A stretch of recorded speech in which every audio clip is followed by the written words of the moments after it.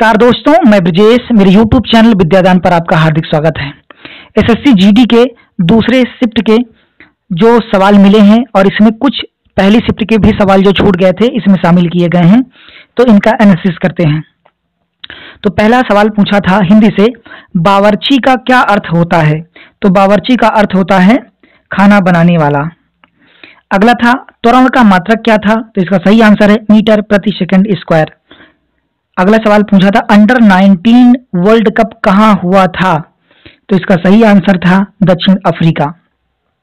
अगला सवाल पूछा गया था कौन सा जीव त्वचा से सांस लेता है? तो इसका सही आंसर होना चाहिए था मेंढक।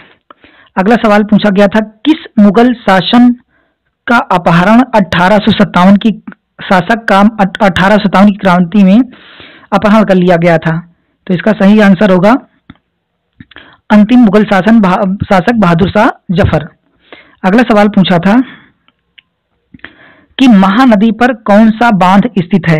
तो उस पर कई बांध थे जिसमें से आपको रुद्र, गंगरेली और हीराकुंड बांध याद रखना है।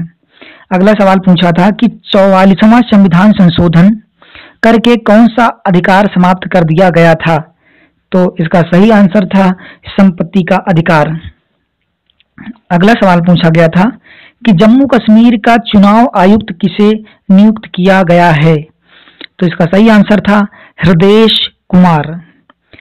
अगला सवाल पूछा था कि इसमें से कौन सा द्विपरमाणुक तत्व है? द्विपरमाणुक का मतलब जिनमें दो परमाणु हों, जैसे कार्बन डाइऑक्साइड, जैसे तत्वों को द्विपरमाणुक कहते हैं। अगला सवाल पूछा था कि आयुष्मान भारत योजना कब शुरू की गई थी? तो इसका सही आंसर है 1 अप्रैल 2018 से।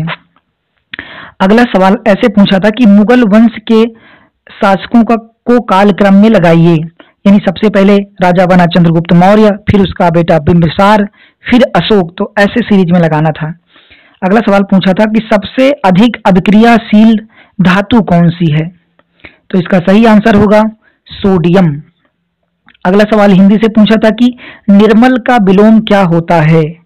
तो निर्मल का विलोम होता है मलिन। अगला सवाल आपसे चंद्रमा का पर्यायवाची पूछा गया था, इसे आप देख लेना। अगला एक मुहावरा पूछा गया था कि कलेजा ठंडा होने का क्या अर्थ है? तो कलेजा ठंडा होने का मतलब होता है सुकून मिलना। अगला सवाल पूछा था, एक और मुहावरा पूछा था कि चैन की बंसी बजाना का क्या अर्थ है? तो इसका मतलब होता है कि कोई फिक्र ना होना। अगला पूछा था सृष्टि का विलोम क्या होगा? तो इसका सही आंसर होना चाहिए सृष्टि का विलोम विनाश। अब अगला सवाल पूछा था ललिका किस खेल से संबंधित हैं? तो ललिका एक एथलीट हैं। अगला सवाल पूछा था कि आईसीसी जो क्रिकेट विश्व कप हुआ था उसको किसने जीता था? तो इसका सही आंसर था इंग्लैंड। एक सवाल जनगणना से भी पूछा था लेकिन वो पूरा मिल नहीं पाया। अगला सवाल पूछा था कि स्वदेशी आंदोलन किसके विरोध में हुआ था? तो इसका सही आंसर है बंगाल विभाजन के विरोध में हुआ था जो 1905 में हुआ।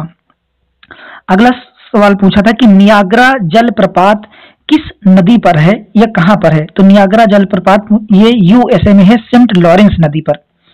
अगला सवाल पूछा था कि कर्नाटक का गवर्नर कौन है? तो इस समय कर्नाटक का गवर्नर कौन है? थावरचंद गहलोत। अगला सवाल पूछा था भारत का पहला ऑर्गेनिक राज्य, ये क्लियर नहीं राज्य पूछा था या केंद्र शासित राज्य पूछा था।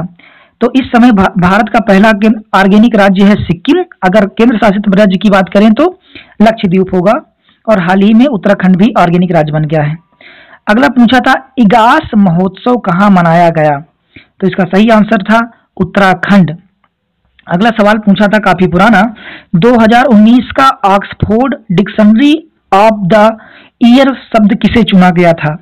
तो डिक्शनरी ऑफ द ईयर शब्द चुना गया था 2019 में क्लाइमेट इमरजेंसी को। अगला सवाल पूछा था कि सेकुलर शब्द यानी धर्मनिरपेक्ष शब्द संविधान में कब जोड़ा गया था? तो इसको 24वां संविधान संशोधन करके 1976 में जोड़ा गया था। अगला सवाल पूछा था कि रामकृष्ण बजाज अवार्ड 2020 किसे दिया गया है? तो ये दिया गया था गौतम अडानी को। अगला सवाल पूछा था घूमर नृत्य किस राज्य से संबंधित है? तो ये सही आंसर था राजस्थान से। अगला सवाल पूछा था कि जीएसटी किस वर्ष लागू हुआ था? तो जीएसटी लागू हुआ था 2017 को।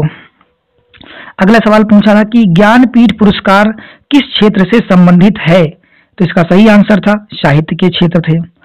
अगला पूछा था मराठा नेवी से, शायद सवाल ऐसा था कि भारतीय नेवी का जनक किसे कहा जाता है, नहीं भारतीय जो नौसेना इसका जनक किसे कहा जाता है, तो इसको कहते हैं मराठा साम्राज्य, यानी शिवाजी महाराज को भारतीय नेवी का जनक कहा जाता है।